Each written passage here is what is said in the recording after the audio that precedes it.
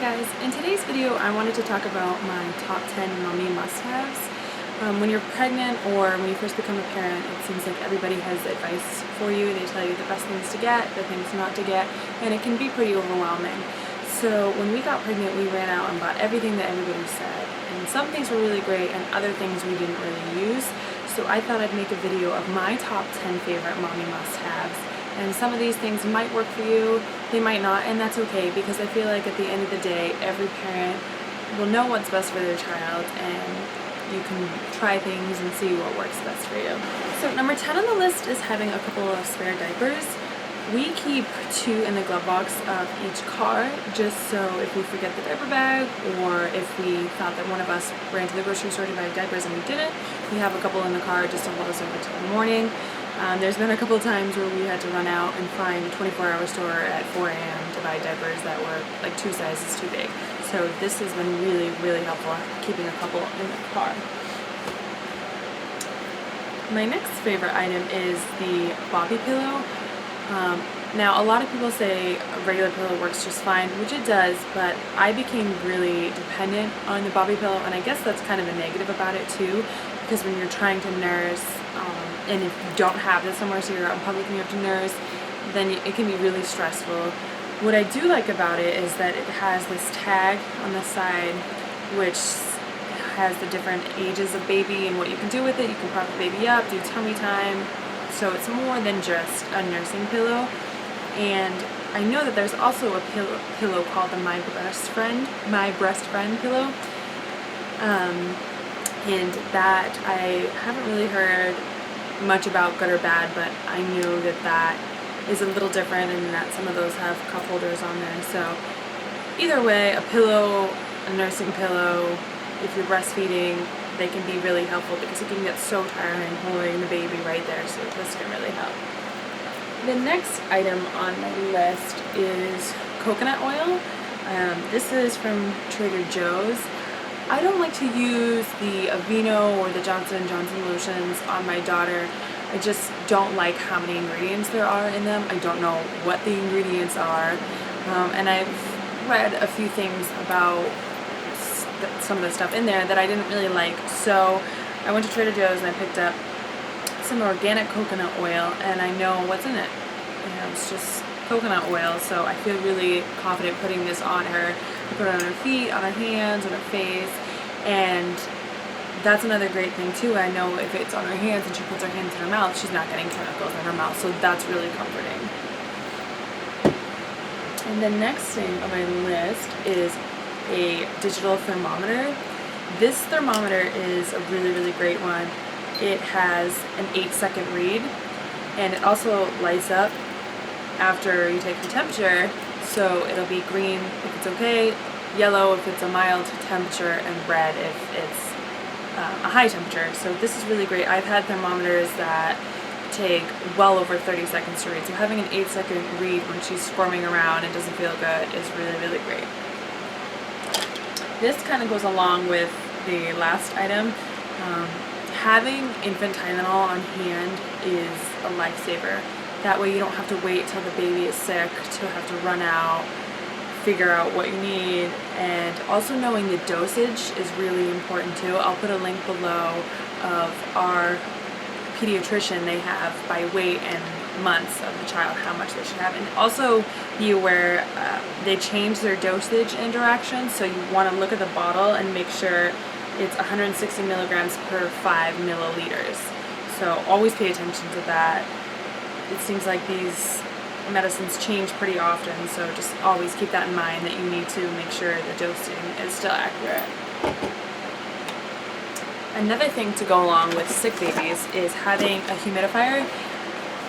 This I got at my baby shower. I had put it on my registry, and it was one of those things where I was like, well, you probably won't even use it, but it's good to have just in case.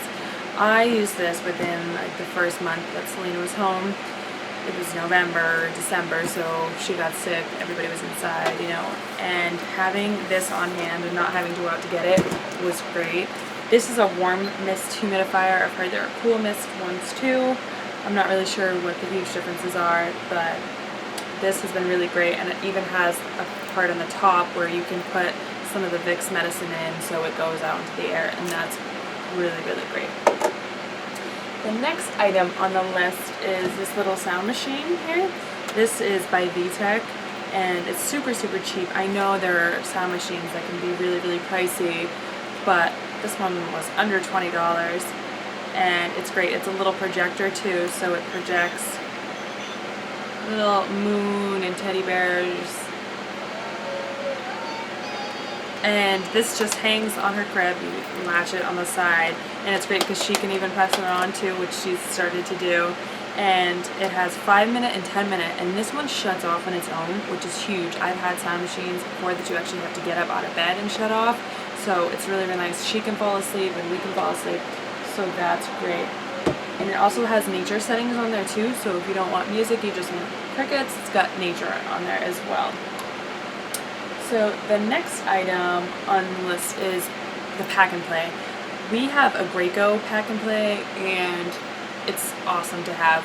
That's what Selena slept in when we first brought her home, just because I felt like she was too little to sleep in the crib. The crib looked so huge, so she slept in her pack and play, and that's great for the beach if we spent the night at someone's house. Even now she's playing in there in the living room so that she's up off the floor, because we do have a black lab and he's always trying to be right next to her, so that's good to get a little separation.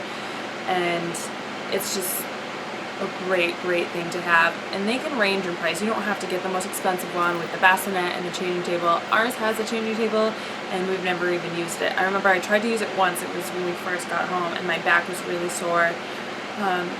And it was just so awkward to bend over to use the changing table on it. So that was removable, and we took that off, and we haven't used it since. So the next item is a baby bouncer or swing.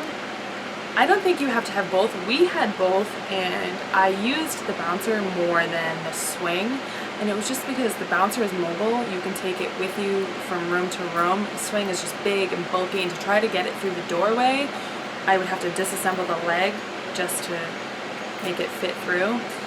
And she liked that, but you know, like I said, I couldn't have her right next to me. It had to be just in the room, and I would have to stay in that room with her. So if I had to make a choice between having a bouncer or a swing, I would get the bouncer.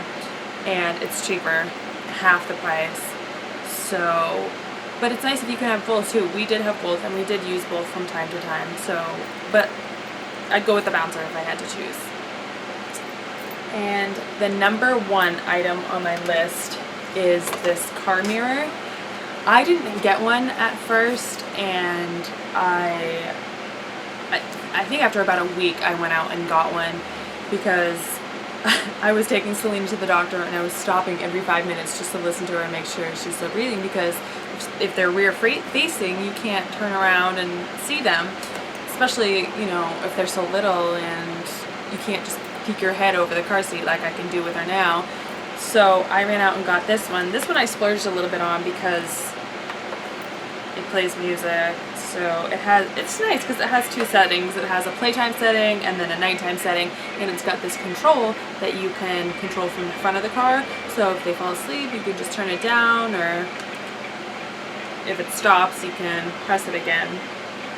The only thing I don't like about this is I never really paid attention to this light that stays on once you shut it off.